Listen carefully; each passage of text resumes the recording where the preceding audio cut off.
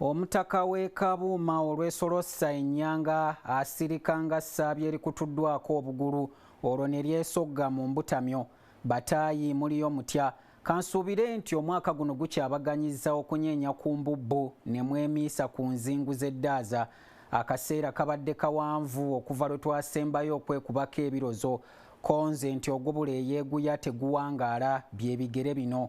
Abasiseemu ensikwa mbasaasira ate nammwe abakukunuddemu omukukuma mbeebalizaako Ssebintu olw'okubagonnomolako.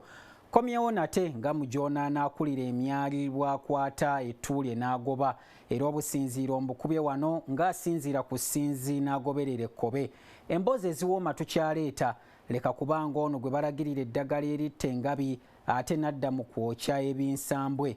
Kano nno kemmaze okukuba ku ndaala n'okakasa nti mukyamoga mukkirize embeetegule nneme kutagala nga buno obusajja bwe bulemeezi obulemererwa okulwanira enswa ate ne bulwanira envubo.